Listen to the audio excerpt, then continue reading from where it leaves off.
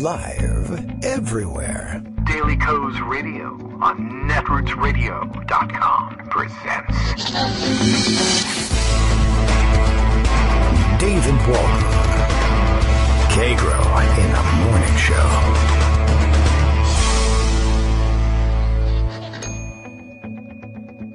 Now, here's David Waldman.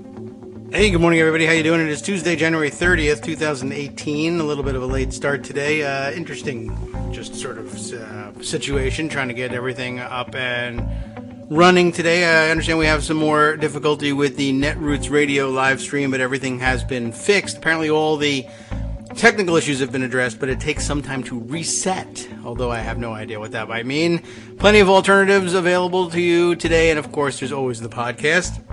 You can always stand by for that in early afternoon, late morning, if everything runs smoothly. But clearly, not everything's running that smoothly. We're about 20 fantastic seconds behind. I'm sorry, you've all been cheated out of an additional 20 seconds or so of the show. I'll refund your money in Bitcoin.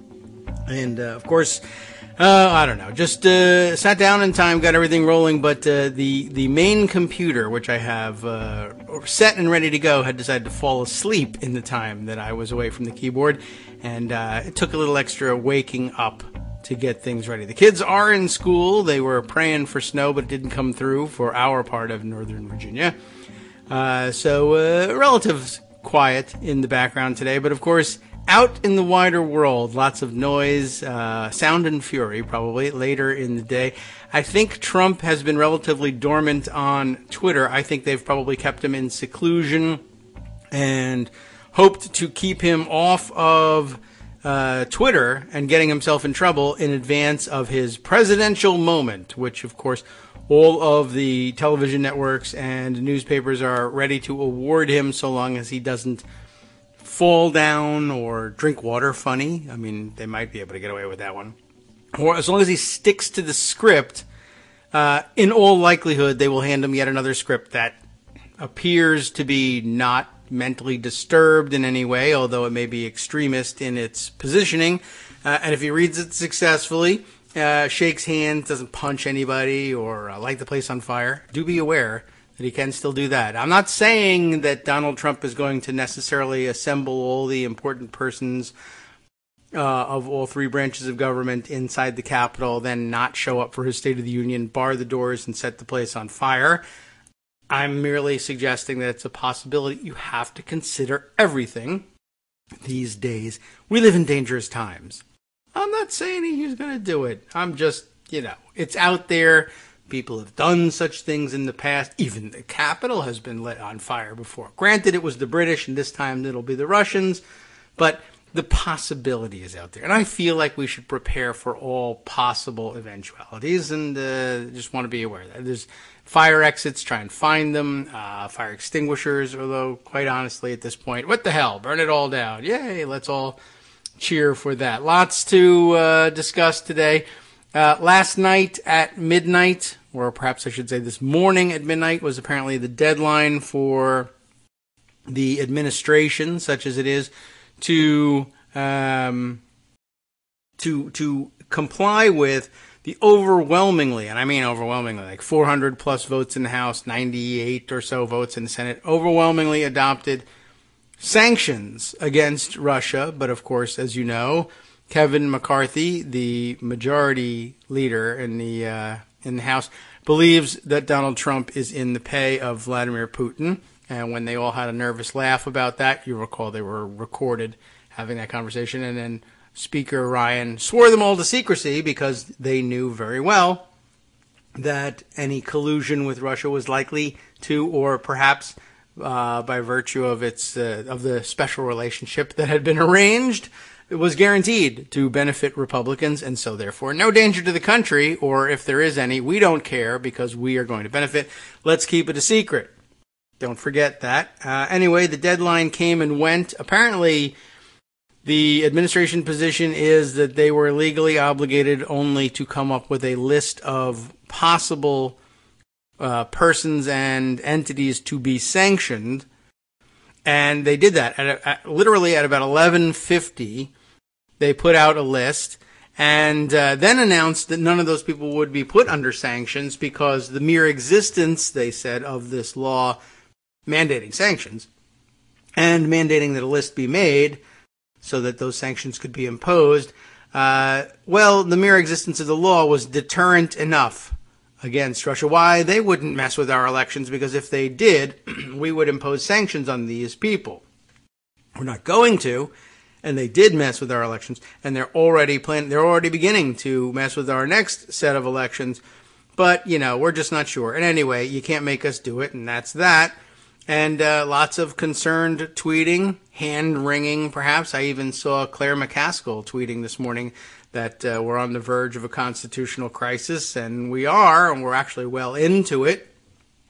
And we're back in one of the situations we were describing when we were reading Catherine Miller's piece yesterday. Something's supposed to happen. It's just nobody knows what it is or who's responsible for triggering it. I mean, if there are United States senators saying we're in a constitutional crisis, well, what do you plan to do about it? And what options are available to them? I don't even know. But lots of good observations this morning, including one from Mark Sumner, who, of course, tweets as Devil's Tower. If you are on Twitter and haven't yet followed him, you should absolutely rush to do so. He notes it this way. I've said similar things in the distant past. The TV is still giving the weather and recipes and chats with stars. Grocery stores still have plenty of cheesy things. Traffic wasn't so bad this morning. And hey, you weren't doing anything with that rule of law, were you? You'll barely miss it. As I used to say back in the George W. Bush days, don't rehabilitate the man. I used to say, as long as there's 31 flavors over at Baskin-Robbins, there's not much chance anybody is going to realize there is a constitutional crisis happening. The stores have to be out of food. The television has to be broadcasting a test pattern before America believes it's in crisis. You can't have celebrity morning chat news going on. You can't have blueberry bagels on the shelf. You should never have blueberry bagels on the shelf. But you can't have bagels on the shelf and Starbucks serving coffee and Americans thinking there's something wrong. So, that's one of our obstacles. Anyway, we'll address that and much more in today's show. Daily Kos Radio now, 20 seconds late and 10 minutes into the show, now is live. Phil tells us, all the way from Portland, Maine. Kagro X, that's me, and it's how I tweet. You can reach me during the show. Redirect the show. Tell us what you're thinking about, and we'll get to it eventually on the show here. Kagro X predicts that Stephen Miller's State of the Union script will be riddled with typos, and Trump will read them all as written because he's a slow-thinking idiot. Well, Make America Great Again also is the hashtag. Yeah, that's entirely possible. I don't know whether you think Stephen Miller is responsible for the typos. I'm not really sure. Of course, the most famous typo associated with this State of the Union address, you must have seen this by now, the House of Representatives gallery tickets that were issued for politicians to distribute to their friends, families, top donors, we'll be honest. That's a lot of times that people get it. Or they're invited guests, and there's always an interesting political game around who you'll invite to the State of the Union and take with you to the various interviews afterwards. It's quite a scene, the State of the Union address, all the time. And I've been on hand for a couple of them, not watching in the chamber, but from the offices on Capitol Hill when I worked there, and it's quite a production. The tickets that you likely saw being circulated online yesterday, the pictures of them, of course, included the typo of the State of the Union, although lots of people were having fun pointing out to me that it wasn't a typo, that M was in fact the Cyrillic letter, the sound of which is the N, so it was quite correct in that respect, but I don't really even know whether that's true, so I can't really follow up on that one. But yeah, it's true, they did misspell it, and as I was saying on Twitter yesterday, yeah, not the onion, this is for real, they actually did this. Nobody proofreads this stuff. Whose fault is it? Well, good question. Those tickets, wasn't Trump. He doesn't write the tickets for the place, of course. And the House Majority Printer's Office likely was responsible for putting that together. Now, whose job it was to proofread the thing, I don't know. That's a staffer somewhere. I don't know whether the caucus or the Republican conference handled that, or the Speaker's office, or the majority leader. I'm not sure actually where that breaks down. But they issue these tickets, and they go to everybody. And that is to say, each member of Congress gets an allotment of them. And I think there's probably a disparity between how many Republicans get versus how many Democrats get. And high-ranking people, I'm sure, get more than your backbenchers. But, yeah, you give those out to whoever, family, friends, honored guests, high-ranking donors, whoever you want to do a favor for, and they can get a rare seat in the House gallery and watch along with you. As I said, the guests that are invited, you'll hear a lot about Democrats inviting dreamers to come and watch the speech with them to make a political statement that they're here and that a solution needs to be found, and that Trump is dragging his presumably tiny feet in avoidance of doing that because he's, well, a xenophobic, racist bigot, and Republicans in Congress doing it right along with him, despite the fact that they all say they want to do something about DACA. And of course, Republicans responding that, oh, well, we ought to invite ICE agents then to be our guests, and hardy har, that's hilarious, and would not make any sort of political statement at all to have people rounded up and arrested watching the State of the Union address. But yeah, you like, what difference does it make that somebody has invited someone as a guest?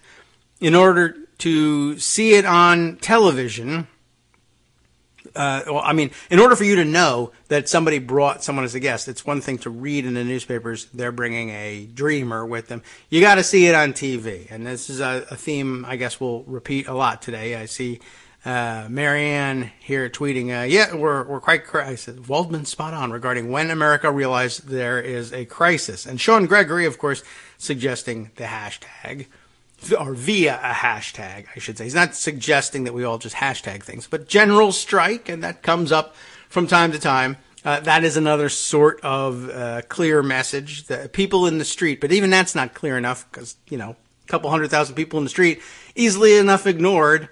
Women's March, Iraq War protests, that sort of stuff gets glossed over all the time. And I don't know how many times we have to remind you that half a dozen kooks in tricorn hats festooned with tea bags holding up honk if you hate taxes signs gets coverage on television. But 100,000, 200,000, 500,000, 2 million people in the street around the country and around the world, whatever. I think the Grammys are coming soon. But yeah, that's how we detect a crisis, and that's how we detect anything. So people who are guests will want to be shown off to the television cameras. Part of the event that is the State of the Union is the after party, if you will. The television news outlets set up in Statuary Hall in the Capitol Rotunda and elsewhere, and literally just side by side, with just a few feet, if that, separating one camera from the next and one stand-up anchor from the next.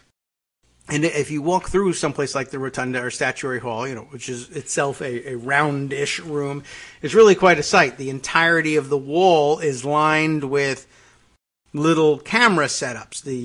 The anchor of your local news or your Washington correspondent for your local news, who may have flown in for the event, is standing there with their stand-up mic against part of the wall, the outside round wall. Not outside, it's interior shot. Of course, the outside of the oval or the whatever you would call it, that of the rotunda, which is sort of circular. Statuary Hall is elliptical. And anyway, they just set up and the lights go on, and members of Congress, and these days their guests, literally just line up at the door and try and make the rounds. You would have to stand in line, for instance, if you wanted to do a stand-up with NBC, CBS, the national networks and the big name national hosts, and but all the local and regional broadcasters are there too, and you just sort of find them. They have signs up, and you wander in there looking for your hometown people, and they're sitting there with a camera. And when you arrive, they say, "Okay, good here. Give you a bottle of water," and then they say, "All right, we're gonna go. We're gonna start our tape." Or even perhaps do a live uplink, but usually not.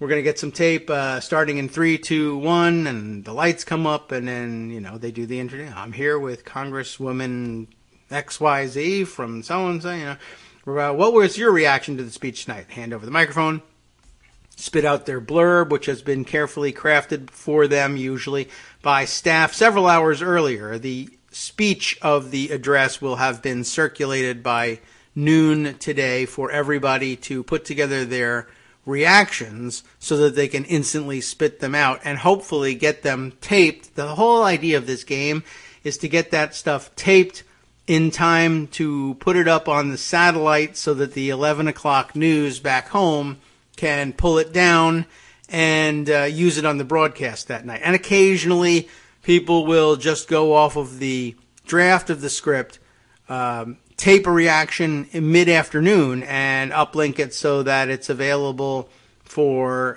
the 11 o'clock. They rarely make the mistake of trying to jam it in at the 6 o'clock before the speech has actually been made. But sometimes they do. Sometimes they say, well, all indications are the speech will be about, et cetera, et cetera. Probably, I don't know, would you say there's nobody more likely to veer from the script than Trump? It's happened so many times that we would have to guess that it's a danger of happening tonight. On the other hand, it's probably been drummed into his head. You do best when you stick to the script. That is to say, the reviews of your television show, your reality show presidency, are best when you stick to the script. Why don't you do that this time? Others have, of course, departed from the script too. And you sort of, it's funny, when I'm trying to decide whether he's the most likely president to veer from a State of the Union script. People who are actually, good and competent speakers with a brain in their head do occasionally stray a little bit from the script. But then, of course, there's so much more work that goes into the script. They and a lot of it is their own, in the sense that at least they give guidance to, I prefer this phrasing to that phrasing, and I want to make a mention of this. Let's make sure we get it in there. There's occasional departures, but they're competent speakers, and so, sure, you wouldn't think it's unusual at all for them to veer from the script, whereas everybody has said, listen, man, every time you veer from the script, it's a disaster in the papers. But I do think he's under the impression that the base always loves it, no matter what I do, and that might really be true. But Greg's not here to remind us all today that the base is actually a significantly smaller slice of the population than we sometimes let ourselves believe. Anyway, that's kind of what'll be going on tonight.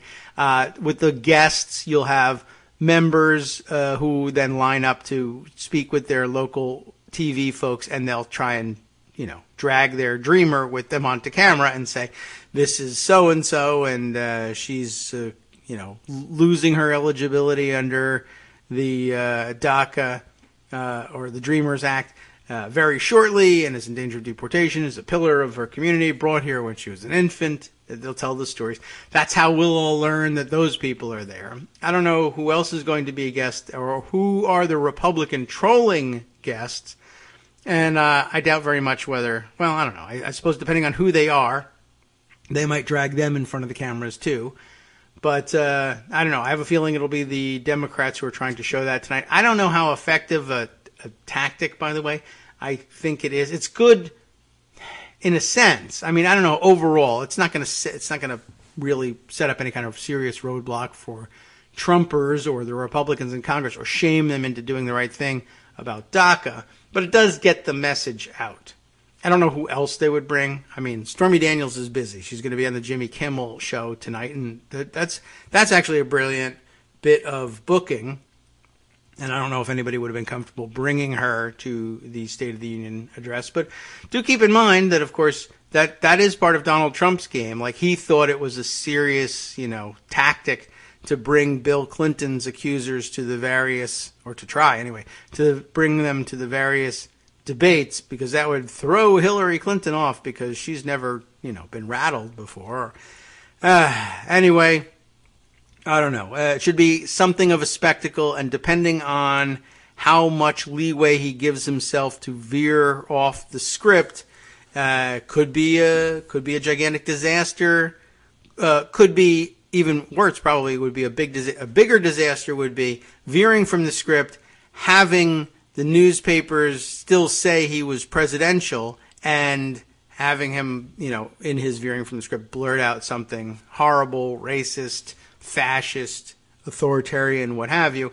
And so I guess the worst case scenario is something like that goes unnoticed. Speaking of things that have gone unnoticed, I'm glad I noticed this myself just now.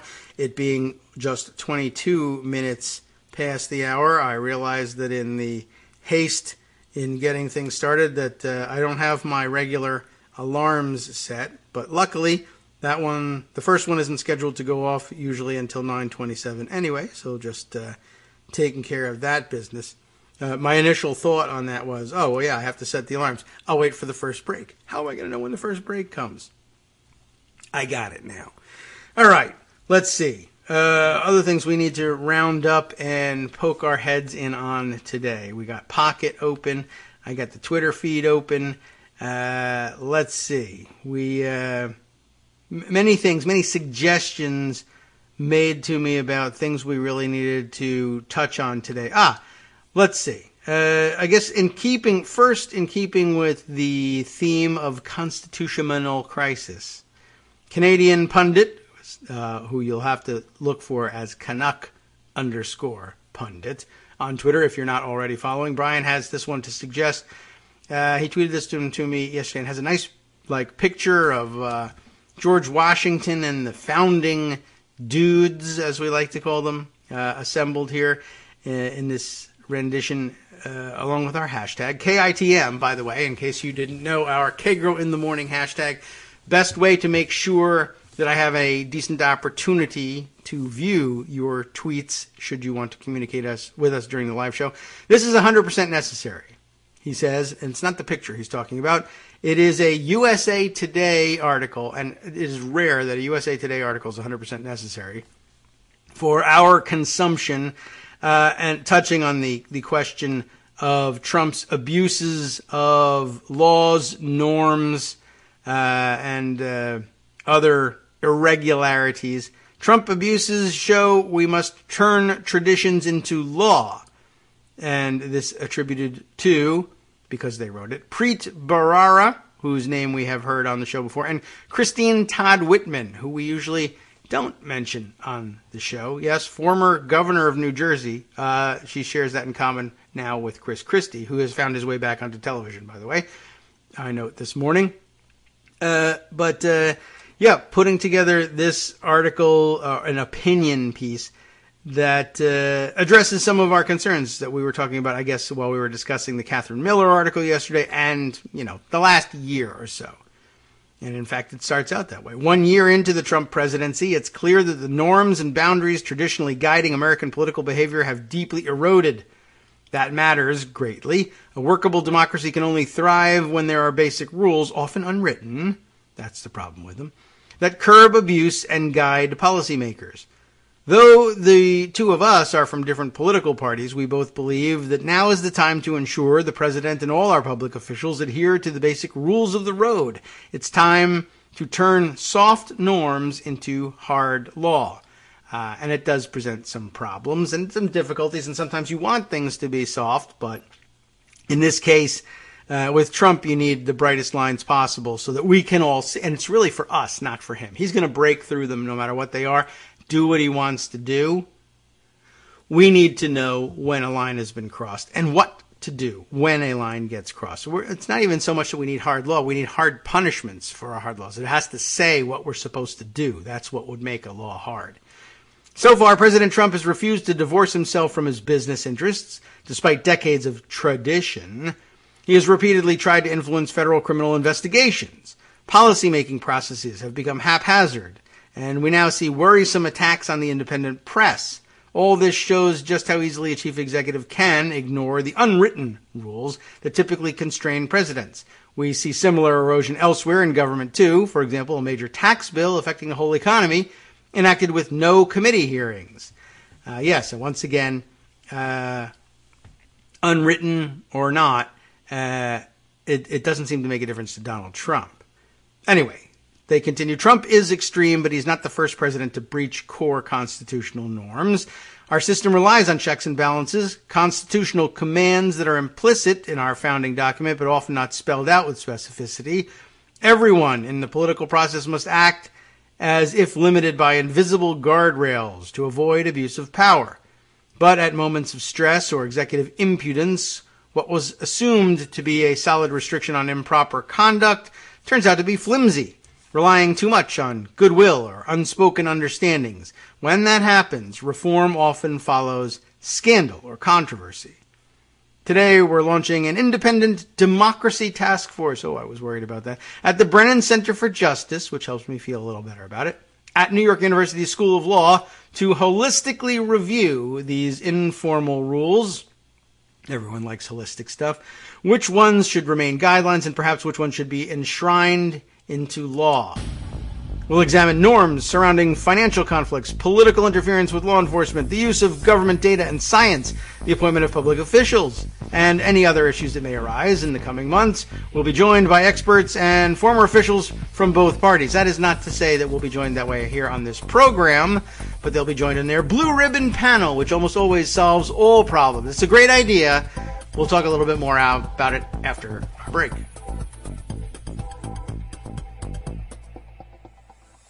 Hi everybody, it's me, David. Let's change things up from the old fundraising pitch for just a minute and talk instead about how you can be a part of our show. If you've got a smartphone or any other electronic recording device, why not sit down and record a segment for us? Read us an important article and give us your take. Or read one of your own original essays, or even just give us your commentary on something you'd like to share that's important to you. Then send the file to me at kagrox@gmail.com and I'll try and work it into the show. Short segments, a few minutes in length, are easiest to fit in. And of course, I can't always guarantee that I'll be able to play everything, but if you've ever shouted at your radio or TV about something you wish was being covered, here's your chance to change that. Make the show your own. Send your submissions to me at kagrox@gmail.com.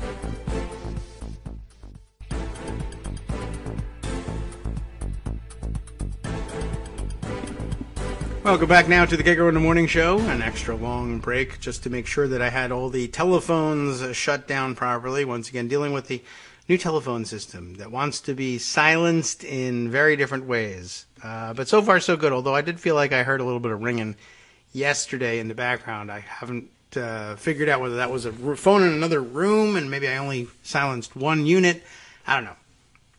Hopefully it wasn't too troublesome yesterday, and maybe you barely even noticed. I'm sometimes at a loss to figure out exactly what people hear over the stream or in the podcast. I hear also, almost everything in the headphones. So, when the kids come in for breakfast and rattle around and look for things, I hear every movement. But so far, no complaints. Scott Anderson reminds me from behind the scenes that I guess the USA Today article that I'm currently reading from, I don't think we read it. Well, no, we didn't read it yesterday, and we may or may not have discussed it. Sometimes Greg will include a couple of articles in his messages that I include for everybody to read that sometimes we don't always get a chance to actually discuss. And that may have been what happened. We picked it up and put it in the list and included it in the roundup, and I don't think we even got to get to it, although he may have mentioned it. Anyway, we'll conclude this article co-written by Preet Bharara and Christine Todd Whitman. We've gotten to the point where they have decided to establish a blue ribbon panel to get together in suits and tut-tut at this thing. We'll see whether it gets any further than that. But yeah, a democracy task force at the Brennan Center for Justice at New York University's School of Law to review the informal rules, of which we are making such a mockery right now, and determine if any should either remain as guidelines or be enshrined into law, and exactly how to do it. That will cover areas including financial conflicts, political interference with law enforcement, the use of government data and science, appointment of public officials, even if they're ghost hunters or whatever, and other issues that may arise in the coming months. They will be joined, not us, but them, by experts and former officials from both parties, because both sides, you get the idea.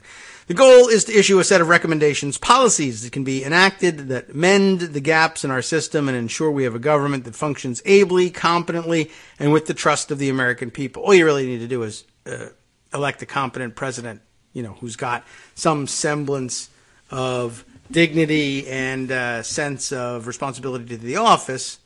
But this would also work, perhaps. Not really. I mean, it really won't. Quite honestly, the big problem is not knowing what to do when the laws are broken. We've seen these things shattered. I mean, facial violations of the Constitution, left and right, with sometimes, I think, the foreknowledge of the lawyers on the team that it's simply something they're not going to be able to pin with certainty on anybody anytime soon. And you can always, of course, throw in the monkey wrench of a presidential pardon, which would be highly questionable, et cetera, et cetera. But basically, we'll all be finished here well before anybody tries to put us in jail for it. And the American tradition on such things is pretty clear. Once you get out of office, everybody loses interest in jailing you. And that maybe is unfortunate. Maybe they'll change that, but I doubt it. That's I don't know how you codify that norm, which should be reversed. Anyway, where were we with this? Yes, that's how Americans have responded in other instances when norms have been breached. For example, George Washington's decision to limit himself to 2 terms seemed like as solid a precedent as ever existed in American political life. Then Franklin D. Roosevelt ran for and won a 3rd and then 4th term, and we amended the Constitution to enshrine the 2-term norm. After John F. Kennedy appointed his brother to lead the Justice Department, Congress passed an anti-nepotism law. Thank you for making sure that we bashed Democrats in this article so that we could take you seriously as bipartisan problem solvers. And, of course, you can't write such an article without mentioning, and the reason that these other guys are mentioned is because we always knew we would wind up this article with Richard Nixon. Richard Nixon's many abuses, of course, led to a wide array of new laws ranging from the Special Prosecutor Law, now expired, to the Budget and Impoundment Control Act, now useless, I will add, and the War Powers Act, also nigh useless because everyone's afraid to use it. Some of these were enacted after he left office, but others, such as the federal campaign finance laws, were passed while he was still serving, those also now useless, with broad bipartisan support over his veto. We now have fixed that problem. We simply, it was destined to be so from the start when they said, the way to fairly administer campaign finance law is to take equal numbers of Republicans and Democrats and make them a committee. And for a few years it actually worked, but then basically we reverted to form. And do you know, every vote is going to be a tie vote for the most part, unless you're either, for the first couple decades, either blatantly in violation of everything and you don't have any friends anywhere in Washington, or, whatever, you pissed in the Cheerios at the morning meeting of the FEC. It was very difficult to get yourself in serious trouble with the FEC in any way that really hurt you. As we discussed briefly yesterday, the way the FEC deals with violations of campaign finance laws. Go ahead, cheat all you want. We'll talk to you after the election. Now, if you win, you cheated, and by rights, you should not be permitted to take office. But that's not how we do things here. You get to take office and do what you want. You just have to give us some money. And look at it in that way. It doesn't sound very good, does it? Of course, the money doesn't go into the pockets we're meant to think. into the pockets of the FEC commissioners, and it doesn't. But that's not really much comfort. We have a Congress or executive branch full of cheaters who are illegitimately in office, but they do have to pay $125,000. Well, if we just eliminate the middleman, get rid of the whole election thing, and just say, for $125,000, we'll let any cheating a-hole be president. Does that sound like a good system to you? No? Well, then why do you work that way? I don't know. Norms?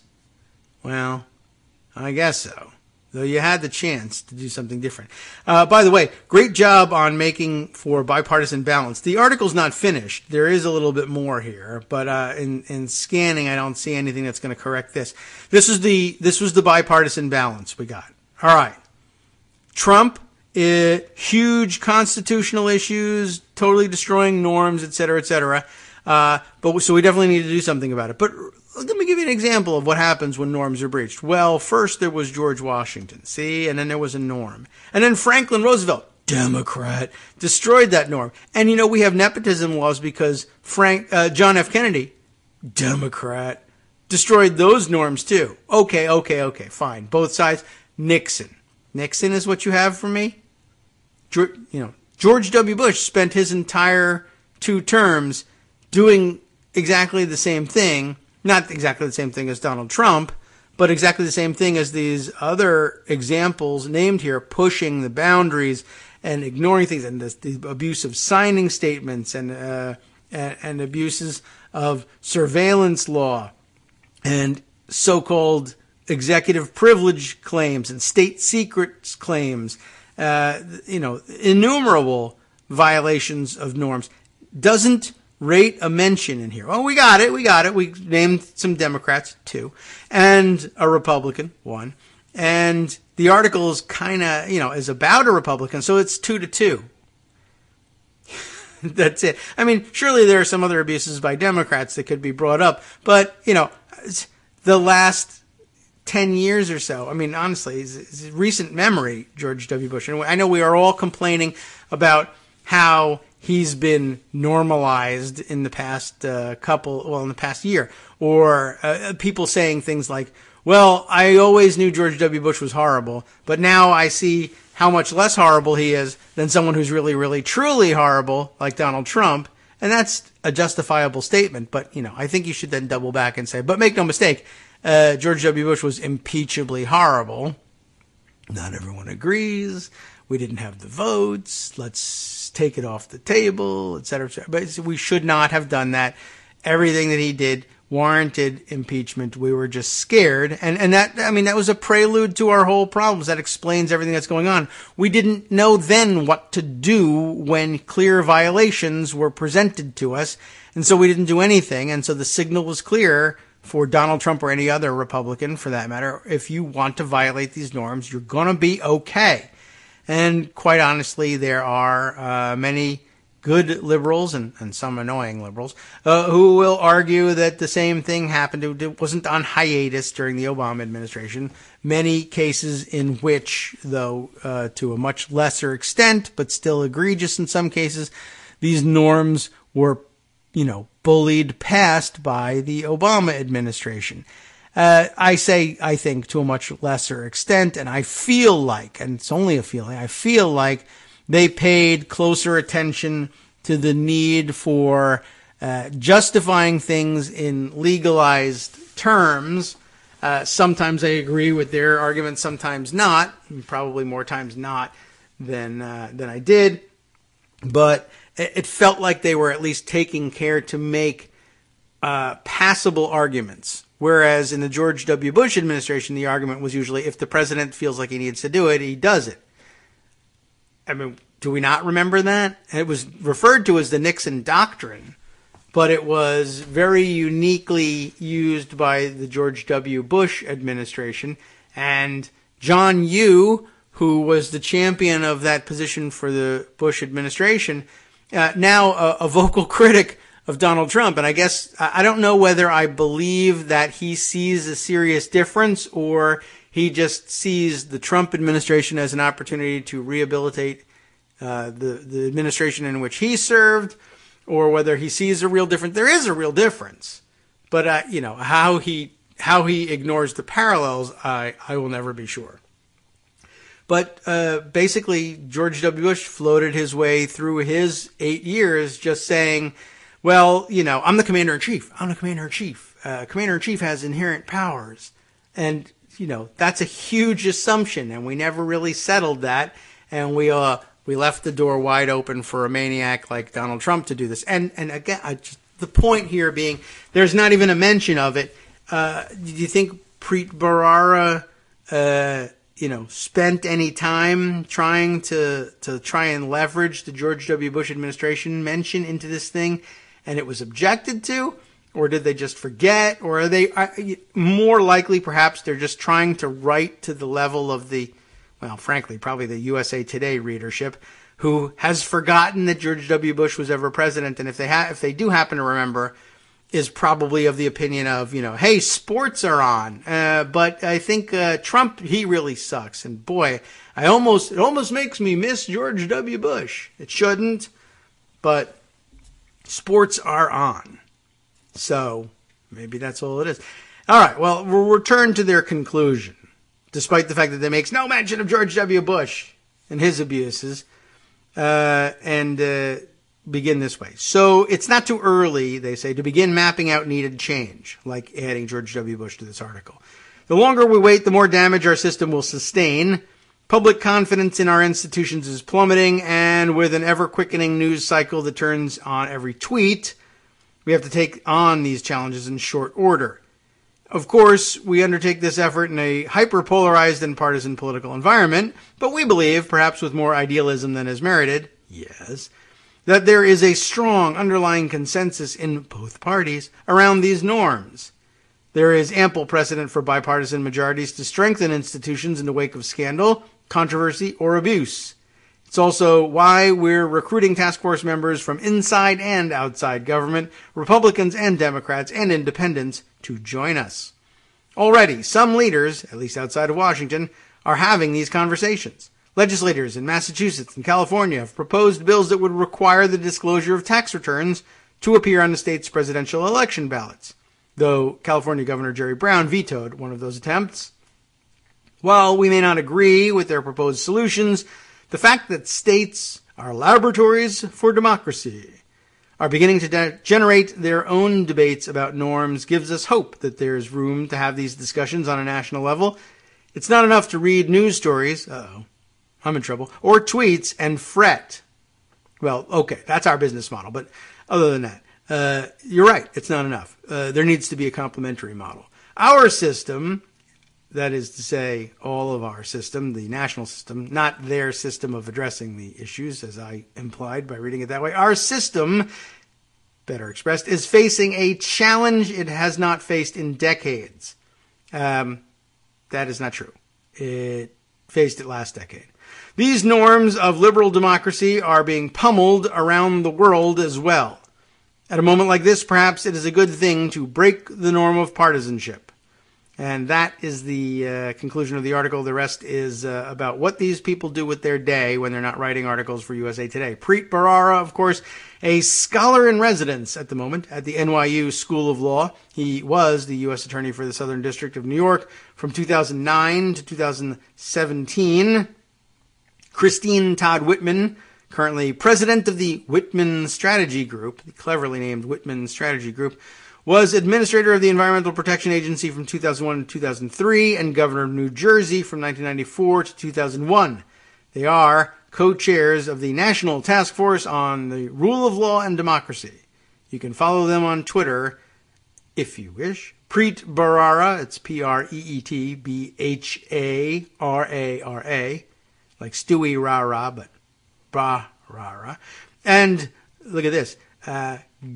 Gov, like governor, CTW, Christine Todd Whitman, Gov CTW. Just again, she hasn't been governor since, 8 years prior to the launch of Twitter. But, people retain their titles, apparently. as an honorific for the rest of their lives. So there you are, Governor Christine Todd Whitman. Okay, so absolutely necessary to note that this is true. Absolutely necessary, I think, to note that they are missing a huge chunk of it and that a fairly substantial premise to their point is wrong, that we haven't addressed these issues for decades. Well, we haven't addressed them for decades. That's true. How did they actually put that? I mean, maybe we can let them off the hook on this. But we haven't no, there it is. They said it wrong. We haven't faced it in decades. We faced it last decade. We faced it last year.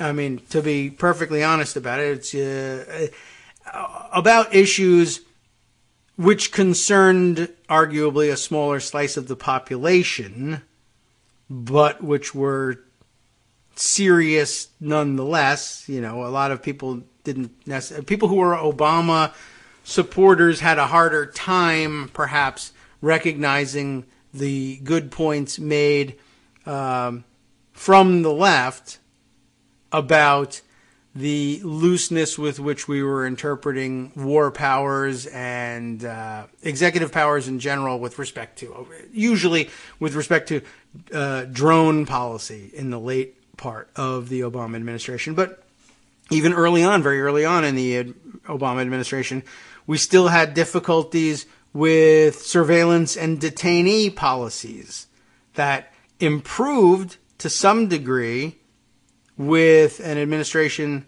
that had a conscience about adherence to the rule of law. But we didn't fix everything. And it was very clear early on, extremely early, to me, that there were some situations in which, because we didn't know what to do, and because we knew we didn't know what to do, and because the president didn't know what to do, it was clear that we were going to stay on the same path. And specifically here, I mean detainee policy, referring to my own actual meeting with President Obama, and in which I made plain my view that if we didn't look backward, as he was so reluctant to do, and with good strategic reason in terms of politics, if not necessarily the maintenance of America's then shaky enough, but at least still somewhat stable relationship with the rule of law, I wondered aloud about how much thought had been given to the fact that, one day this very thoughtful and conscientious Democratic administration would be finished. And at the time that we discussed it, Republicans were considerably more adept at winning the big national contest for chief executive, and Democrats had habitually, over at least the bulk of the previous 4 decades, been much more adept at winning majorities in Congress. That has now flipped to some extent, as undermines the argument to some extent. But, Republicans have done a great job of reminding us of the importance and perhaps primacy of an honest and conscientious Congress to keep a unconscientious and dishonest presidency in line. But in early 2009, I made my case to President Obama that, we don't know who's going to succeed you. And neither of us envisioned Donald Trump at that point, I don't think. But it was pretty clear, even from what George W. Bush had done from his administration. Now here we're all, oh boy, I wish we still had that lunatic instead of the one we've got now. He had made it pretty clear that somebody who believed in just this arbitrary, magical, almost maybe even almost a predecessor to Green Lantern theory in evil inverse, that the president can do what he wants because he's commander-in-chief. That was a brand new interpretation of the commander-in-chief powers, by the way, and it was enormously expanded. In other words, at the time, it was the argument of the Bush administration that whatever we want to do can get done because I am, A, the commander-in-chief, and B, we're, quote-unquote, at war. There is innumerable things were justified under the authorization for the use of military force to respond to the 9/11 attacks that had nothing to do with anything. But if you could cram it into the right rhetorical rubric and call it part of the global war on terror, you could basically arrest anybody, do anything you want, infiltrate any groups. You remember the abuses that we had with things like that. Infiltration of Quaker peace protest groups because it could possibly undermine the efforts in the global war on terror somehow. And so therefore it was tantamount to terrorism itself. And therefore we could tap your phones, et cetera, et cetera. And, we warned at the time. I warned at the time. Lots of people did warn at the time. Here's one of the great ironies of where we've moved in the past couple of years. I warned at the time.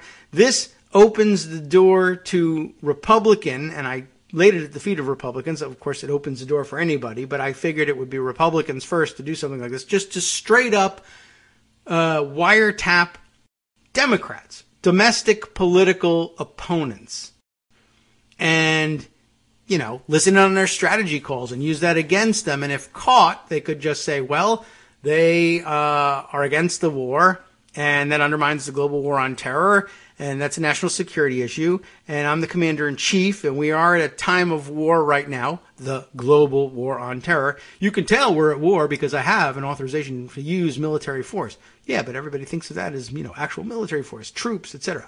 But I'm wiretapping you with the Defense Intelligence Agency. That's military. Or the militarized arm of the National Security Agency. Or we're militarizing the data that we're collecting, so what's the problem? Besides which, if I feel like I need to do that, it would depend why the president feels he needs to do that. Even if it up to and including, as famously revealed in the debate involving John Yoo, crush the testicles of the children of suspected terrorists. Well, it would depend why the president would feel he would need to do that. That was pretty clear that they would and could do anything they want. Donald Trump, I don't think anybody actually puts that past him now. Now I believe that people think he's really doing that.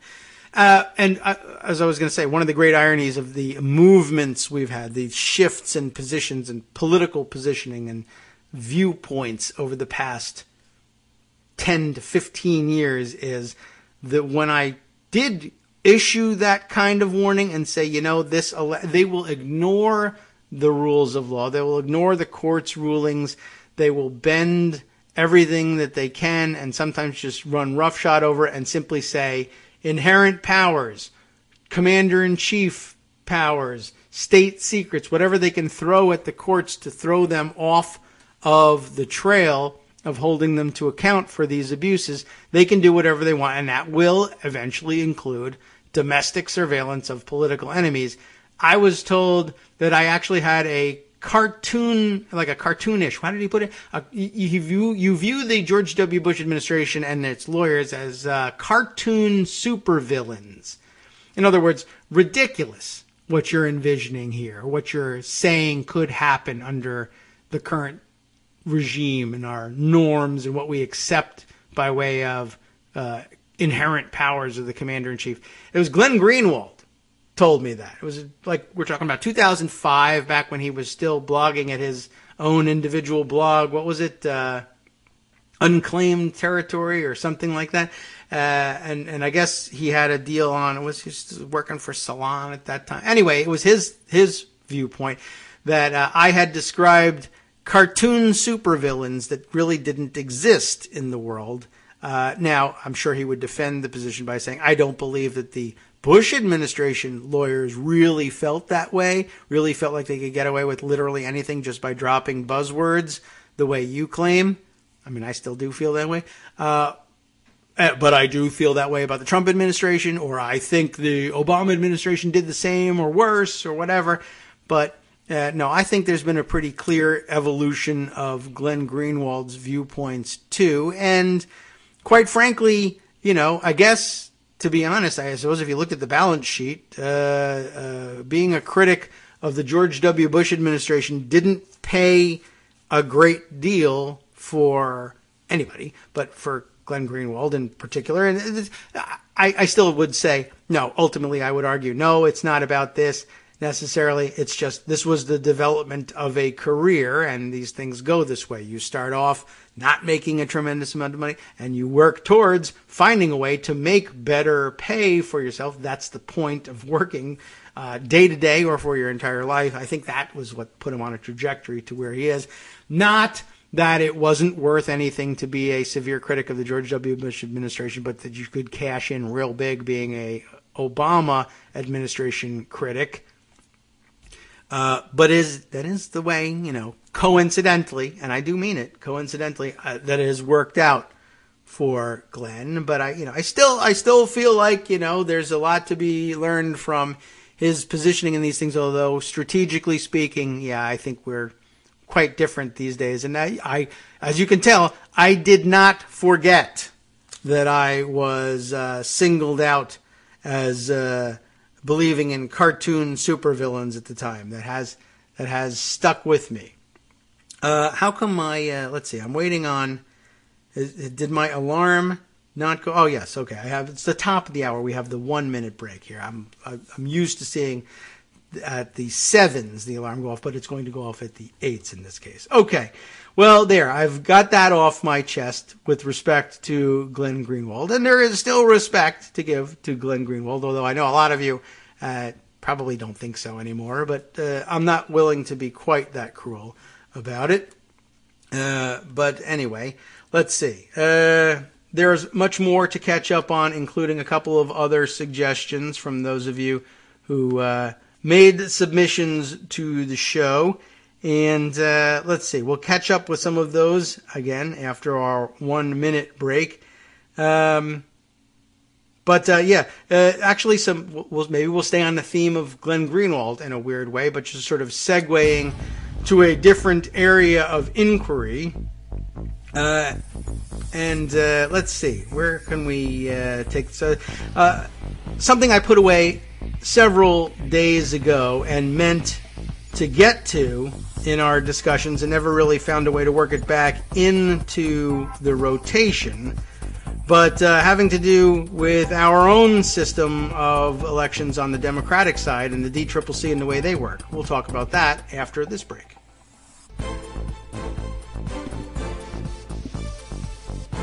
Welcome back to the Kagro in the Morning Show here on Netroots Radio, although you might not be hearing it this morning on Netroots Radio, but eventually you will, I promise you that, somehow, even as a rerun. But yes, when we last left off, I was threatening to bring Glenn Greenwald back into the picture, but before we get to that, let's react to one or two other comments that have come in the meantime. Karen had this to say, the point, I think, I believe the point she's trying to make is that the point of the Preet Bharara and Christine Todd Whitman article was that if some of these norms were codified, Trump wouldn't be president. And that's possibly true. But I will remind you of the uncertainties of our legal system, and it's nothing that's limited to trying to codify norms. It's a problem that exists with trying to codify anything, but I think it's particularly persistent problem around trying to codify. Well, really, probably anytime we try to codify norms, I bet we would run into this. But certainly with respect to elections and campaigning and the like, we would be, I think, more likely than not to run into this sort of problem had we codified some of these norms. The likelihood that Donald Trump isn't president, well, I'm not so certain about that because, codifying it doesn't mean it's going to stand. That is either the test of time or the test of the courts. We could absolutely codify these things and then find Donald Trump suing California, insisting that he be put on the ballot and arguing that it is unconstitutional to exclude him from the ballot based on this latter-day decision that tax returns had to be made public, that it was either perhaps one, a violation of his own privacy as an individual. I don't know how well that would stand necessarily, but ballot access is a ticklish issue, and there are some pretty serious First Amendment and other rights that are bound up in it. And I don't know that he would have been unsuccessful in convincing a court that prevention of ballot access over a dispute over whether or not the public gets to comb through my tax records is really a justifiable basis on which to exclude a major party's nominee from the ballot in the largest and most populous state, or any state for that matter. I don't know that courts would necessarily back that up.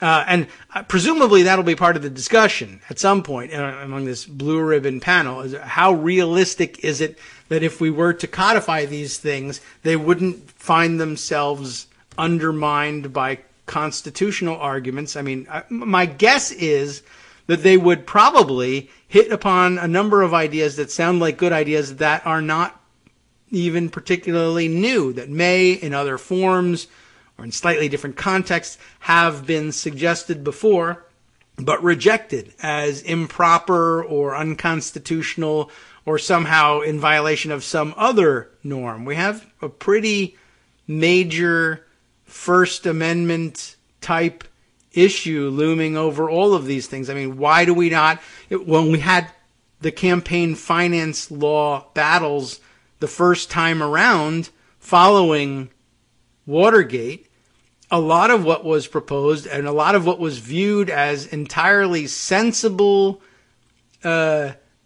codification of what ought to have been norms for campaign finance ended up being struck down. We have our very bizarre campaign finance law now, even prior to Citizens United, etc. We found ourselves in very weird positions with respect to campaign finance law, not just disclosure laws, but also, of course, the thought of public financing of campaigns. But pretty much we ended up having to put in place non-criminal and, in some cases, voluntary guidelines for campaign finance because the courts were very strict in interpreting the Constitution and the constitutional rights of, freedom of speech and freedom of assembly and association, etc., that we couldn't make it a matter of federal law that only a certain amount of money could be spent on campaigns or only a certain amount could be donated to campaigns by individuals, and that there would be criminal penalties that would accrue on top of that. And that's why we tend to keep these things as civil penalties. There are some real barriers to codifying norms. I mean, perhaps the only, or nearly the only nearly sensible thing, I don't know, I'm sure there's much more, that Ronald Reagan ever became famous for saying was, I guess, his line about you can't legislate morality. Do I have that one correct? I believe that was him. I don't know whether it was original to him or whatever. Of course, that's actually sort of a libertarian view that the gimmitarian wing of the Republican Party eventually abandoned, and they've actually spent the last 2 decades as the party of hectoring moralists, only to abandon that to support the porn star screwing guy. But whatever, that's a totally different story. But we have a pretty bad history at stably and usably and sustainably codifying norms. And it's not that it hasn't come up before, and it's not that it hasn't occurred to us to do it before, but that we've sometimes stopped ourselves in our tracks, more often, though, been stopped in our tracks by courts that, sometimes acting in reactionary fashion, but sometimes standing up for some very decent bedrock constitutional principles that just say, I know we want this, but is it a good idea in the long run? May have ended up being a good idea in the long run if of course, our democracy is destroyed by Donald Trump, but we couldn't have foreseen that at the time. And then, of course, we also figured, well, these rules will be applied to him too, except they won't because for some reason we're afraid of these things. The Warlock also observing, quite correctly, though I think, I was trying to make a slightly different point in bringing this argument up, that it was true that the Democrats did not have the votes to impeach George W. Bush. That's true, but of course, the raging battle, there's an awful lot. That is one reference to a very long and nuanced argument about it. And, of course, what we were talking about at the time and now is that it made constitutional sense. There was a constitutional imperative to attempt the impeachment anyway, but we understood that the realistic situation was that the votes didn't exist because the votes would be cast on a partisan basis and not a constitutional basis, just as is the problem now. And we were therefore, in other words, it was still a early warning and harbinger of the problems that we were going to have with the next Republican president, whoever it was. And I say Republican only because it's my biased belief that they are the more adventurous of the two parties when it comes to pushing the boundaries to get what they want. Our Democrats are too nebbishy for that, and they don't push the boundaries in the same way that Republicans do. But I think it was an early warning for us under the George W. Bush administration that you could make straight-ahead facial challenges to bedrock constitutional principles on what essentially amounts to lazy BS arguments. Why are you saying, that's a really amazing smashing through of our governing norms. Surely you must have a very complicated legal brief in support of that. Yes, Mr. Yu? And the answer is not really. It's the president's inherent power as commander-in-chief. Where are you getting that? Well, the Constitution says he's commander-in-chief. Yeah, in the sense that, he's the ultimate power, the ultimate authority to whom the military brass answer. It's not that he spends every day commanding troops in the field. It shouldn't be misunderstood that way. Or that anything he wants to do is justifiable as long as he's got an authorization for the use of military force in operation somewhere. You can't operate on a domestic civil law level by issuing orders as commander-in-chief simply because there are troops in the field in a military context elsewhere. That's not what this is supposed to mean. But that's the argument that they made. And the next Republican government was likely to make an even worse argument. I didn't know we would be making the quantum leap of handing that power to Donald Trump. But yeah, we didn't have the votes. That's true, because the voting was going to be done on a partisan basis. And that leads us to a good place to analyze the rest of our troubles, which is the way we as media consumers and media as content providers approach all of this. We don't know what to do with stuff like this, just like we didn't know what to do with torture. Another example of smashing through constitutional norms. Yes, we can torture people because I'm the commander-in-chief. And besides which, maybe it's not torture. We'll say it's not torture. We'll call it something else. If the Constitution doesn't say anything about enhanced interrogation techniques, of course, it doesn't say anything about torture either, but it does say cruel and unusual punishment. It's not cruel. It's not typically unusual. I stand all day long. Remember, we had who was it that said it? It was our defense secretary. Why am I blanking on his horrific name? All right. Well, anyway, someone can remind me. And it's amazing how some of these things happen. I get so deep into some other train of thought that I forget basic facts about our universe. But, okay, you all know what I mean by this. But the torture question was entirely impeachable, and everyone should have seen it. And even John McCain, good news for him, he saw it.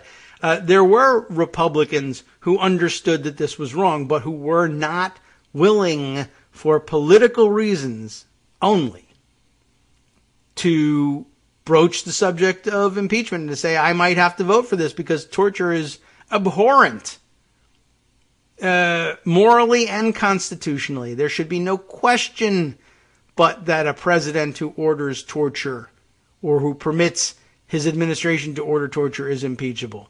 But we don't have the votes. I know. I mean, I can count too, but honestly, if you're going to give it any thought at all, can you really stand there? I mean, the upshot, and this was part of the argument too, one of the real problems with it is we say, well, we don't have the votes for impeachment.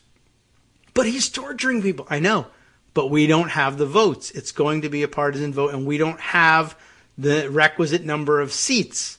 Of course, had we had a majority, we still would not have had the votes for impeachment, because impeachment, removal from office anyway, requires a supermajority, and we didn't have that. So, but the upshot that I worried about, and it wasn't anything I could do about it, it was just a classroom discussion at that point. The upshot was always going to be that an entire political party, and therefore half the voting, the actual show up to vote voting population of the United States was going to come away. And the more ignorant, less interested, less intellectually engaged voters and populace of the country was going to come away with the impression that since nothing happened, and worse, since nothing was attempted, torture, whatever it is, enhanced interrogation, is legal, can be done. Presidents can do it. It's okay. If it wasn't, George Bush would have been impeached. That's what our Constitution says. But he wasn't. And his political, quote-unquote, enemies, the other camp, the Democrats, said, no, we can't do that. Not because he doesn't deserve it, but because we don't have the votes. Too much nuance. It didn't happen. It's off the table. We're not doing it. That's radical. It will be seen as tit for tat for Clinton, which was, of course, supposed to have been seen as tit for tat for Nixon, but wasn't for some reason, which is also weird because her emails, but not his emails. Gee whiz, I don't know how that happens, but we've been through this before. We didn't have the votes, but the upshot was going to be someone was going to come back and do the same or worse with the same excuses and offer up the same empty briefs. It's just something the president can do because I read it in a fairy tale or whatever. Or now, though, it was, instead of having to imagine it as a power of the presidency, you can say it is one. Not only did a previous president in recent memory get away with it and have nobody bother to challenge him on the level of impeachment for doing it, but there's a serious, actual legal doctrine behind it, which, again, I brought up and argued at the time that Justice Frankfurter used to call a gloss on the powers of the president. Or I forget exactly how he put it, but essentially the idea was limitations on power, or for that matter, I guess, powers that are in fact you are in fact entitled to, but which you don't assert. It can happen in both directions. Either powers that are available to you that you don't assert, or powers that you do assert to which you are not entitled, but to which no objection is made, become part of just sort of the gloss of history on the presidency, and we gloss over the fact of why no objection was raised, and remember simply that the fact is that no objection was raised and put on record. Congress saw the torture and, for whatever reason, opted consciously, we have to assume, not to object. And that gets turned very easily in the passage of years, and sometimes only a few years, into, well, I guess it's okay. Partly because the people who remember why objections were raised but not formalized are gone. The institutional memory is lost. All we have, if anything, is the historical record.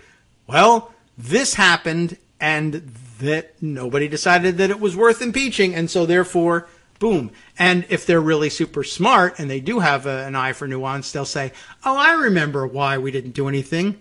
Some people will, of course, remember it was because we didn't have the numbers. But more than likely, the written record will not reflect, internal debates inside the Democratic caucus. We don't have the votes. Let's not bring it up. We're going to end up looking bad. We're going to get embarrassed. There's going to be a backlash. We're going to lose elections, more seats. We're already in a minority. Can't do a goddamn thing. This president thinks he has inherent powers that don't exist, but will be even more powerless than completely powerless somehow with less seats. And it's probably true that we would have been. But what will get remembered is what there is a written record of, the legal arguments, the briefs presented, the arguments made. The president has inherent powers as commander-in-chief. You had the inherent power, and in fact explicit constitutional power, to say no you don't, but you chose not to. Yeah, but we did it for political reasons. Well, you know what is not in the Constitution? Any sort of balancing test for anybody to look at about whether your reasons were worthy or not. It's only the fact is you're in the position to say, wait a minute, no, this is the limit of your powers, not that, but you chose not to do it because you wanted to win some elections. So that's the choice you made. Now, it's a dumb choice, but this is now the record. That was always the danger. And hi, here we are. It's 2018. Yeah, we still don't have the votes. Does Donald Trump deserve to be impeached? You bet. Will some members of Congress actually mention the word impeachment anyway? Yeah, you bet. And that was probably the biggest value at that time. I said, we're not going to get the numbers either. But say the word so that somewhere in the record is something for people to dig up and say, people did discuss impeaching him over this. Here's what we got now in terms of impeachment. Want to know what's impeachable? Maybe Watergate, because he didn't get impeached. Remember, we're dealing with the Donald Trump administration who says things like, what did they say? What was the recent example where they were saying, well, sure, they were trying to do something, but it didn't actually happen, and so therefore it's okay. Which of the many scandals were we talking about? I can't even recall now what recent context that was used in, but that's just the most recent example. But man, I see now I've lost the other train here. But essentially, I was looking then in 2005 for some way to leave behind a record where people would say, look, we tried. We talked impeachment. Instead, the bulk of the record is, please don't say it because we don't have the votes, and we'll have even less votes because we're afraid that there'll be a backlash. Yes, I was recalling what is impeachable. We've got a record on there that maybe Watergate is impeachable. Probably most people still think the stuff that he did was impeachable because they were on the verge of impeachment, but we did avert that, and that happens all the time. And it's actually, that is actually legal system gaming. It happens quite frequently with subpoenas, especially in the federal law context and as between branches, when executive branch officials are subpoenaed by oversight committees in Congress, and we get to an impasse about whether or not especially when they're looking for specific testimony or documents that the executive branch wants to consider privileged in some way that they can withhold from congressional investigators. And there's one branch versus the other over, are you above the law or are you not? I mean, can Congress subpoena you? Are they not a co-equal branch? And rather than finally let the other branch, the third branch, the courts decide for us once and for all as between the immovable object of the presidency in Article 2 and the irresistible force of Article 1, Congress and its subpoena powers, and finally decide whether or not it really can happen that the co-equal branch Congress can force co-equal branch executive to give up documents or not. Rather than decide that very thorny question, very often presidents will say, I'll tell you what we're going to do. Because the Congress is saying, well, okay, you might not give us the documents, but then I will impeach you for that. And that power is explicit and can't be challenged. Impeachment being whatever the House of Representatives says it is. We'll just impeach you for not turning over the documents in violation of our subpoena. Leave the Article 3 guys out of it. And when it gets to that stage, the Article 2 executive folks usually say, I'll tell you what, I'll give you the documents you want, but you should withdraw the subpoena, or you should accept it along with my note that says I'm giving this to you out of the goodness of my heart and not because I was subpoenaed. I do not recognize the authority of the first article, or the Article 1 branch, to demand documents from Article 2 branch, but I will give it to you, quote unquote, voluntarily. And they say, as long as we get what we want, we're fine with it. That's cool. And they take it. And the upshot is, although Congress can demand that stuff and might even be able in reality to eventually force it out of the presidency, there's still no record anywhere of what to do when Article 1 takes on Article 2 in a fight between two irreconcilable positions. The answer was supposed to be, I think, at one point in the minds of the framers, to let Article 3 guys, and now women, they didn't realize that women would have a hand in this eventually, settle that question. The reason they don't is, of course, it's a very tough question and maybe even unsolvable. And somewhere along the line, Article 3 came up for itself the concept of the political question doctrine, and say, you know what, it's political and we're not supposed to be political. You guys are going to have to settle this at the ballot box. I don't know what to do. I don't want to do anything. It's probably best for the long-term stability of our democracy if we say no to this. And that's how we end up with, well, maybe we should just smash norms and let elections settle it. And of course, this is very likely in the modern age is almost always going to break in favor of the executive branch because it's the bully pulpit, which, by the way, I still think, like a number of things, we've come to misinterpret by a change in the usage of the words bully pulpit. It's not a pulpit you use from which to bully other people, though that's become our understanding of it, not only because the usage of the word bully has changed, but also because it really has been used to bully the other branches. But bully in the sense that Teddy Roosevelt was using it was like awesome, essentially. Like, this is like bully for you, right? That expression, which maybe you've never even heard before. I don't know. But it was a bully pulpit. It's a really good pulpit from which to probably, actually in our modern understanding, bully other people into doing what you want. But that was the point of it. But that's what we mean. The modern communications environment has led us to give a tremendous advantage, communications advantage, to the unified voice of the presidency, usually behind a popularly elected figure. Not the case here at this point, but when the president, even if he's a crazy, racist, xenophobic, orange idiot, says he wants television time, he gets it. We haven't grown used to yet what to do with an insane idiot who is president who demands television time to light farts or whatever he's going to do. And usually they, it's okay, even if we elect an idiot, we're going to have advisors around him. We're going to say, don't light your farts, Mr. President. It's really rude. Read this instead. You're going to look presidential. What if I light a fart while I'm doing it? Well, don't. And then you'll look presidential. But I feel I digress here. But yes, it's always going to be to the advantage of the executive branch if you simply say, let's let elections solve this, because a unified, solitary voice of a popularly elected president is going to carry a lot more weight than the disparate 435 members of the House plus 100 members of the Senate, and throw in a couple of resident commissioners from Puerto Rico and delegates from elsewhere, and you got a real mess. And even without them, you've got a real mess. Who is the leader? And though we have some people occupying leadership positions who clearly speak for others, there's nothing like it. Not the Chief Justice of the Supreme Court, not the Speaker of the House, not the Majority Leader of the Senate. Nobody has a voice like the President of the United States, even if it's an idiotic voice.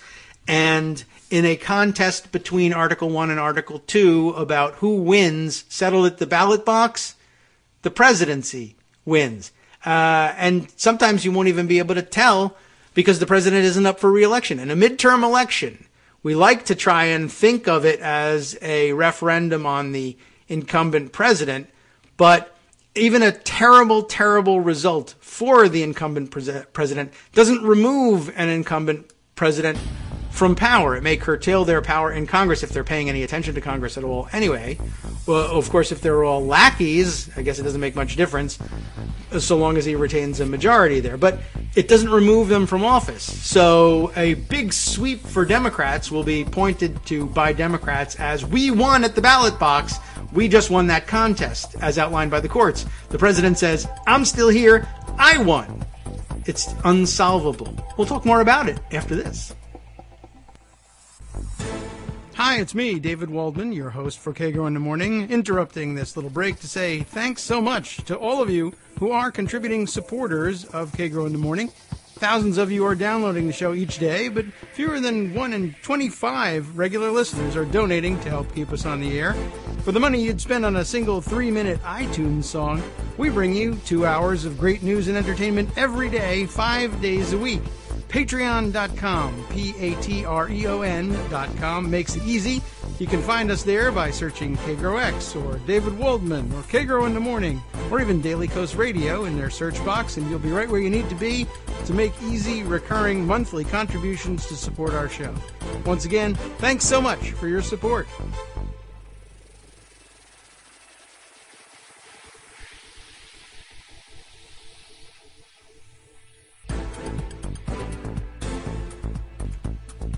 Welcome back to the Kagro in the Morning show here on Netroots Radio. Boy, it's turned into quite a show this morning. And of course, we got into our own spin on things, and it's been pretty interesting, and you're not likely to have found this programming anywhere else on your fake computer radio dial or the real radio dial or anywhere else, quite honestly. So I feel like we're okay, although we haven't been keeping up with the issue of the moment.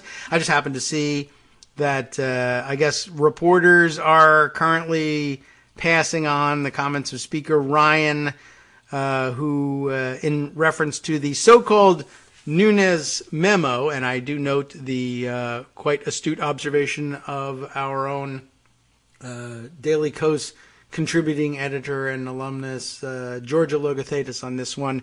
Why are we calling this a memo? Why do we call it the Nunes memo? It's actually just a collection of a couple pages of Republican talking points. It's not a memo to anyone. Of course, I remembered that put me in mind of back in the day when Intelligence Committee Democrats like, say, Jay Rockefeller had objections to surveillance practices. They used to write similar documents. They just called them letters, and they didn't release them. They locked them in safes in their office, and to no one's benefit, I guess. But I see this morning that Ryan, in reference to the so-called memo, says, well, there may have been malfeasance by people at the FBI. That's the current Republican position. Love Russia, hate FBI. Jameson Foser, quite rightly observing, there was malfeasance by people at the FBI, including James Comey. Absolutely right about that. It put Trump in the White House, that malfeasance. And that's true. And we'll never get any accounting by Republicans, even as they launch investigations of the Department of Justice and the FBI.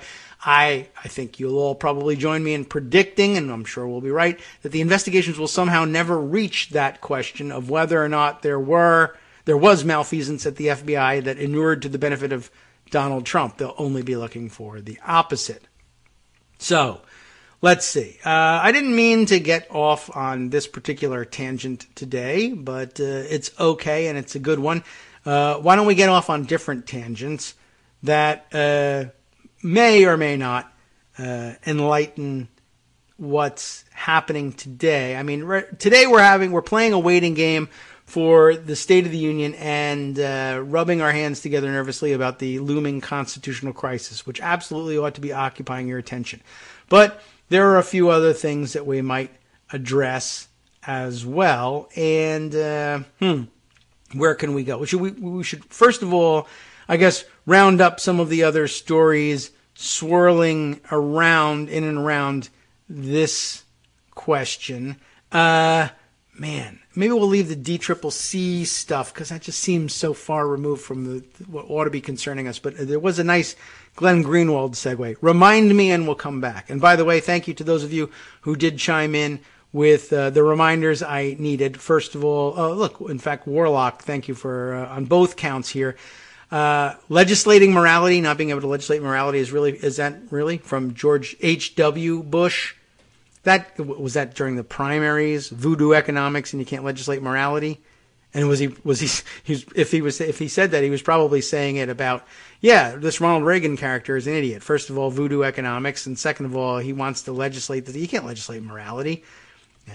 Whoops! And how about that? End up attributing it to Ronald Reagan. The guy really got the short end of the stick as between George H.W. Bush and Reagan, and I don't care. I mean, no winners there. It's like this upcoming Super Bowl. I got no one to root for. That's a huge insult to those of you, both in Philadelphia and New England. But so what? I hate you, and the Giants suck, and I get to do whatever I want now based on the fact that I'm a frustrated fan. I don't know. As a Giants fan, obviously, I cannot root for the Eagles. I don't care that much, I guess, if the Patriots win. So I suppose I'd rather see that. But it's kind of, annoying. Like, how many Super Bowls are these guys going to win? Enough already. 6, and they're going to be bragging about all this stuff. I guess when it gets to 7, it's a real danger, when it's a record, breaking the record. But, enough already. I'm bored. We're tired of all the winning, I guess they are in New England. Plus, they cheat. Anyway, but it's still better than the Eagles. It's NFC East thing. And that's most important, right? Just like we can't impeach Bush. We don't have the votes. And we're going to look petty and impetuous and bitter and petty. And I said petty already. We're so petty, we're going to look like we're petty twice. And tit for tat and all of that. If we impeach him, and then we'll lose anyway. Same thing. So tribal divisions lead me to conclude that it's more important that the Eagles lose so that they can't claim to have won a Super Bowl. They'll be way behind. We won 4. It's not a big deal. Dallas won however many they've won. It's not like they're challenging for supremacy all time in the NFC East, but it's the Eagles, and you can't have it. So I guess that's where I am. Maybe I just won't watch. Don't tell me what happens in the Super Bowl. How about that? Also, it was the Warlock. And let's see, I did see somebody else, I think, say it, and it flew by because it wasn't hashtagged. Good reminder to you if that did in fact happen. That reminded me that it was, yes, Donald Rumsfeld. Of course, the infamous Donald Rumsfeld, who was standing all day and didn't think that prolonged standing was torture. But that was just cover for the waterboarding and other torture they were perpetrating anyway. But thanks for the reminder. Quite correct. Now this part here, I seem to be advocating Green Lanternism. No, Green Lanternism is the belief that you will succeed no matter what the odds, so long as you try really hard. I believe that we would fail, but we would in fact leave behind a record for the next generation, and I thought that was as important as anything else. It wasn't that votes would suddenly materialize, although I guess that's always possible. There certainly were probably people saying, well, once the arguments are laid out, they'll be irrefutable, and Republicans will have no choice but to acknowledge our point here. And I don't think that is necessarily the case, almost certainly not the case. But I do think that there was an argument to be made for laying out the grounds for impeachment and losing, as we would have. But even then, I mean, I guess there is a certain level of Green Lanternism in it, because there's certainly every chance that laying out the record and losing would be pointed to in the future by future, presumably Republican presidents, as a rejection of the premise of impeachment for such crimes. If they were indeed impeachable, you would have impeached him for it. Well, we could explain there was political nuances to it, but that, I just said, is unlikely to sway anybody as part of the historical record. Even though it really should, it will sway historians, and they're important and smart people. But the rest of us, sports are on. I told you already. Sports are on. The stores are open. The television has celebrities to interview. We don't have the time or legal expertise, as one might say, to decide who is right. If you are, say, Joe Klein, and an influential writer that shapes the political opinions of millions upon millions, and perhaps the majority of Americans. How sad for us. But yeah, I guess there is some Green Lanternism to it. You say it's valuable to create a record, and 20 years later, it turns out no one cares about the record. Well, that's true. Although we had a shot at it that we didn't have if we didn't have the record.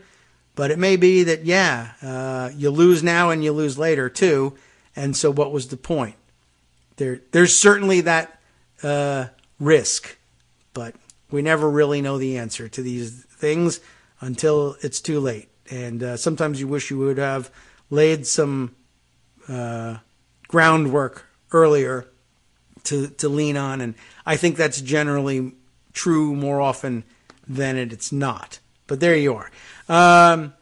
Leaving a record behind does not swing the votes. That's true. That's exactly what I said. Of course, the necessity of leaving records behind also doesn't swing votes either in this vote or necessarily in the next vote. But if there is, in fact, the necessity of leaving a record behind, there's only one way to do it. Leave the goddamn record behind. Because if you don't even have that to lean on. All you have is, I don't know, presidents have always been able to do this. And, at some point you want to be able to say, that wasn't always the case, or no, that was very clearly in dispute even then. Very often, having made the argument in the past is all it takes for somebody at some future date to say, I'm on the right track here. In the future, when we do have the votes to impeach a president who is doing this, and it falls to us to do so, do I have precedent anywhere? And it may be that the precedent exists in the minority views expressed somewhere, whether in a court case or in the findings of a committee. But the fact that it is there and established as part of the written record gives immeasurable support. Otherwise, you feel like you're swimming against the stream and all alone. And people will say, look, your interpretation of events has never been valid at any point in our history. And when you can point to points in our history and say, yes, it has. It didn't prevail, but it was very clearly a point of view supported by a significant portion of Congress. Perhaps courts along the way provided support in rulings related to the case. Anything you can do to build your case is, I think, often worth at least considering doing. And to push it off the table for political purposes is not always the answer you're looking for. Anyway, well, I guess this is a huge objection for the Warlock. He says, this is a recurring theme on Daily Kos that you can use symbolism to win. Instead, the only solution is winning elections. And that is ultimately what you want to do. I guess what I'm saying is, so far, there's really no proof on the record either that not pursuing these things wins elections. I mean, are we not currently sitting in the minority? Are we not currently sitting watching the fact that Donald Trump is president of the United States through whatever means, fair or foul? I mean, did suppressing the question of impeachment in the George W. Bush administration, well, where's my prize? Am I using symbolism, or am I laying the actual groundwork of a legal argument? I mean, I would argue that there are two different things. Sometimes I do see, and I guess it's a matter of opinion, and it matters where you stand and what the circumstances are and which side you're on. The same thing can certainly very easily be seen as symbolism versus, an important building block of a legal argument.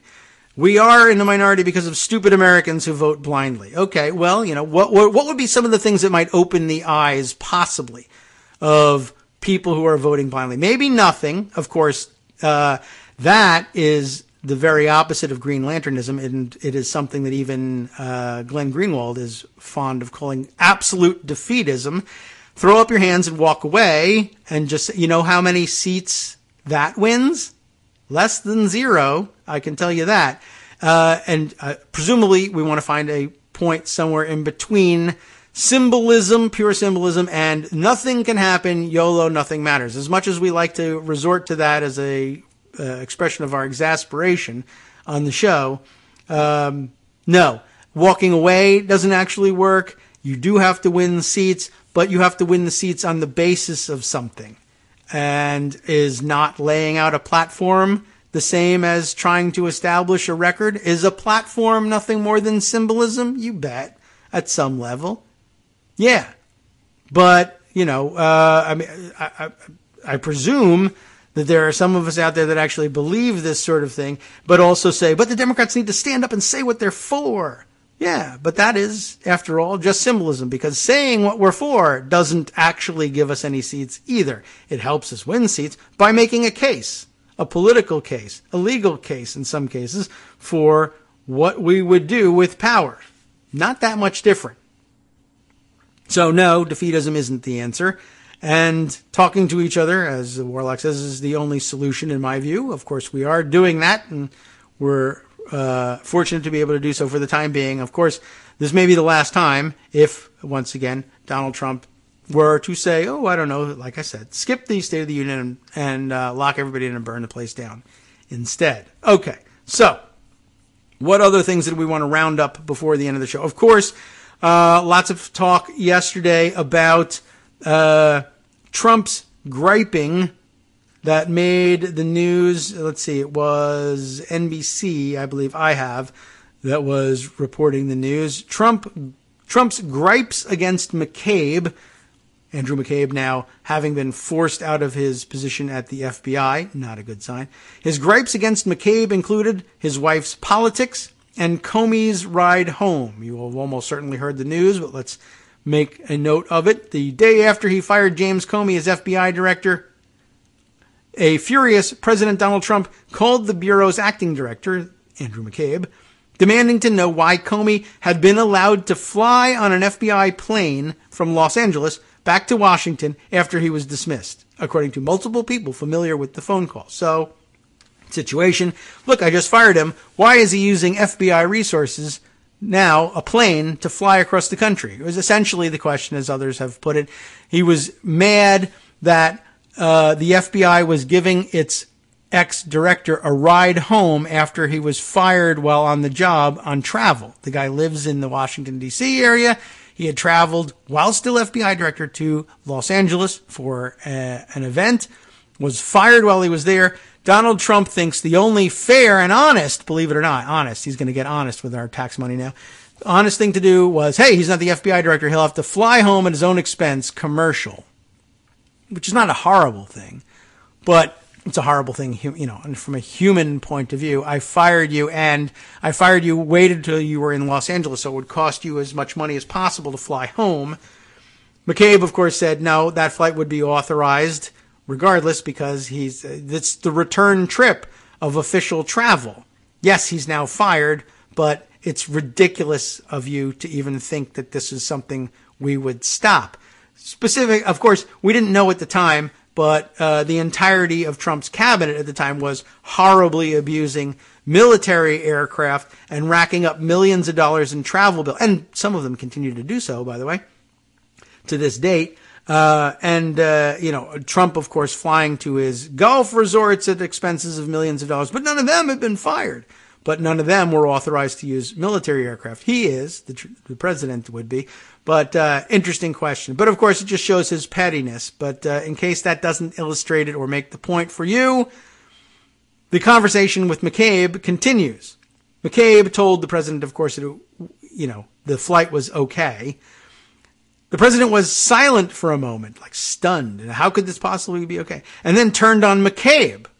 How could you let Comey use a plane? Well, it's normal and okay. It's just one more flight to get home, and we sent them there. And then he became so outraged that that was the answer that he turns on McCabe, suggesting he ask his wife how it feels to be a loser. Apparently a reference to a failed campaign for state office in Virginia that McCabe's wife had made in 2015. So we're talking about 1, 2 years prior, and 2, what the F is wrong with you, you stupid baby son of a bitch? I didn't get the answer I want. Oh yeah? Well, your wife's a loser. This guy, unbelievable. McCabe, I guess, doesn't know what else to say. McCabe replies, okay, sir. Trump then hung up the phone. Good example of the bullying, right? Like, what is the acting FBI director allowed to say to the President of the United States in the face of that kind of ridiculous, childish insult? I mean, normally among humans and even adults, the answer is, well, F you jackass. But, you're constrained from doing so when the guy on the other line of the phone is the President of the United States. Trump, of course, enraged by TV footage of Comey boarding the government-funded plane. How else would he find out about it but television? That's all I really wanted to mine out of that particular article and just put on the record.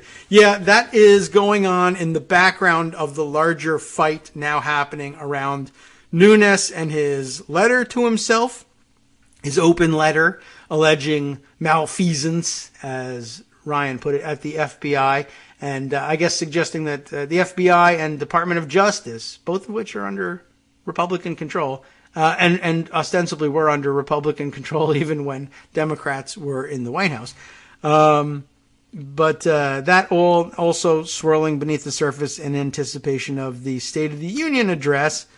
It'll be curious whether he addresses any of these things. Now, back to the State of the Union address, leaving aside for the moment the questions of whether or not McCabe retired voluntarily or was in fact forced out, as was the subject of much discussion yesterday. Here's something for you. The campaign, the Trump campaign has come up with an interesting idea, which I guess we can address on this show because we're into the rules and regulations and such. The names of campaign donors, the Washington Post reports, are to be flashed during a live stream of Trump's State of the Union speech. Here's how they're working that one out. President Trump is seeking to parlay his first State of the Union address on Tuesday into cash for his re-election campaign. That sounds bad, right? By offering supporters a chance to see their name flashed on the screen during a broadcast of the speech. Of course, it wouldn't be a broadcast per se. I think it's a live. I think the RNC, well, we'll read it in here. This will tell us exactly what it is, but the RNC may be streaming the speech. In a fundraising solicitation on Monday, Trump offered those willing to pay at least $35 the opportunity to see their name displayed during a live streaming of the address on his campaign website. This is a movement, the solicitation says. It's not about just one of us. It's about all of us. We all have to pay me $35, which is why your name deserves to be displayed during Tuesday night's speech. The web page to which the solicitation links offers donors the opportunity to contribute as much as $2,700, the maximum amount allowed per election, because we codified that norm, and we haven't changed it in a long time. Is it still the norm, would you say, that people really think that $2,700 is the right limitation, or was it ever? Is it too high? Some would say it's too low. But we've had an awful lot of litigation around that codification of norms. In his speech, Trump is expected to take credit for a stronger economy and tie its continued growth. I don't care about this part. We know what he's going to do with it. In a separate document distributed to surrogates on Monday, Trump aides said that Tuesday's speech will be bipartisan and forward-looking, yada, yada. That's it. That's the end of the article. The most interesting thing, of course, in the article, apparently they could only come up with a couple of paragraphs about it. So what they're doing, and it's not entirely clear from this, maybe one of the linked articles tells us a little bit more about it, but okay, so the campaign website is going to stream this, and I guess, you could make split a legal hair about whether or not this is a broadcast, and it becomes important in a minute whether or not it's a broadcast. Maybe. But it's not the C-SPAN feed, or you won't be able to tune into Fox News and see your name up there, Although, I don't know, Fox might actually cooperate with that. Also, just kind of funny, Donald Trump, who puts a premium on seeing his name in places, figures his supporters will feel similar, but not an uncommon thing to do with donors. But it's a huge problem. It is, of course, a violation of House rules, a violation of House ethics rules. In addition, there are two separate bodies, ethics rules and standing House rules. But yes, the ethics rules have a general prohibition against the use of official funds for campaign purposes. And of course, official funds are paying for the use of the House hall and the House floor for the deliverance of this speech. And that's official funds, and it's being used for campaign purposes. That is, they're going to raise money for the re-election campaign by selling placement on this video feed of what's happening at official expense on the House floor. But there's a couple of wiggle spots in that one. One, is it really the case that official funds that are paying for the use and maintenance of the House floor are directly being used for campaign purposes? This thing was going to happen anyway. Questionable. And two, House ethics laws. Do they apply to the President of the United States? Do they apply at all, ever? Do they apply when he's in the hall of the House? Is it constituted as the House? Of course, they'll be meeting in joint session. And so there's some question about whether or not that would count as a House session. And of course, he's not a member of the House. So there is a question mark there about whether or not ethics rules would apply. Luckily, maybe, depending on the norms, this norm already has been codified, so to speak, in the House rules. And I guess it's not, it's not law, although there might be some campaign finance law that also parallels the House ethics law, and I believe that there is. But House Rule 5, if you're looking at the standing rules of the House, not the ethics rules of the House, but House Rule 5, specifically Clause 2C1, coverage, that's a broad term, coverage made available under this clause, including any recording thereof. What clause are we talking about? What coverage are we talking about? We're talking about the video feed from the House floor, which I remind you is not C-SPAN cameras brought into the gallery of the House, not NBC, CBS, ABC, PBS, or WKRP cameras brought into the House, but cameras owned and maintained and operated by the House of Representatives, the feed from which is made available to members of the House Press Gallery or House Radio and Television Gallery, and which C-SPAN pipes out directly from the board and then uplinks into its satellite network and adds its own content on top, chyrons and commentary, etc. Same place that all the feed is coming from all the networks. That's why it's the same everywhere. Nobody's got control of the cameras. The House controls those cameras. That coverage that's made available, including any recording thereof, but this isn't a recording, this is a live stream. But coverage, it's still coverage. It doesn't say broadcast. Coverage made available under this clause, including any recording thereof, may not be used for any political purpose. Well, now that's a lot closer to the bone.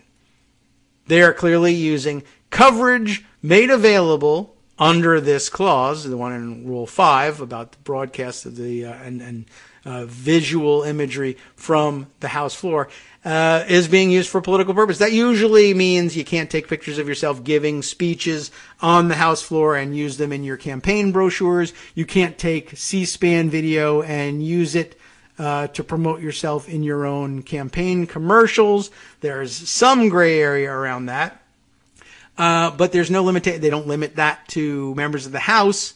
This is just what comes out of those cameras can't be used for political purpose, and streaming it on your own website so that you can use it as a fundraiser really comes close. But as I said, which we're not supposed to say anymore, YOLO, nothing matters. We're ultimately defeatists here.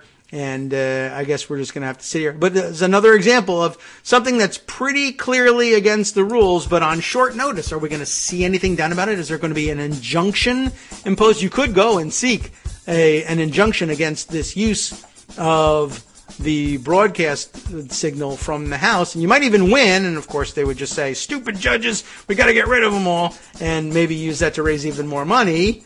So we might want to decide whether it's strategically worth doing, like impeachment. Back to the same question again. I don't know, but it seems pretty damn clear, and it seems pretty damn clear that nobody's going to move fast enough to settle this issue, even though it should be cut and dried. Just another example of what? Law? Codification? This, that, the other thing. Both, I'm sure the FEC has a similar law. I'm sure there's something on the books, actually, in campaign finance law, actual statute that says you can't do this.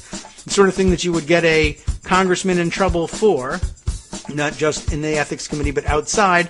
But like I said, we all know nothing matters. Nothing's going to move. And we feel like something should happen, just as Catherine Miller told us. But yet, curiously, nothing does. How weird. Anyway, I guess we'll wrap things up. Good luck if you decide to watch the State of the Union today. I'm sure I'll be seeing parts of it, and we'll be talking about it tomorrow. Tomorrow we'll have the benefit of having Joan McCarter and Greg Dworkin with us to do that. And now you have the benefit of staying tuned to Netroots Radio for the West Coast Cookbook and Speakeasy with Justice Putnam. I'm going to make a quick scan of what he's got here because I cheated him out of his promo again. We'll tell you the best From stuff Daily Co's Radio after this on netrootsradio.com. You have been listening to the Kagro in the Morning Show with David Waldman. Well, there's an awful lot out there. Jackpotting hackers steal over $1 million from ATMs across the U.S. A fantasy come true for them. A federal judge halts the deportation of prominent immigrants' right activist Ravi Ragbir, and Fusion GPS accused by the U.S. Senate Judiciary Committee Chairman Chuck Grassley of God knows what. Stay tuned and find out.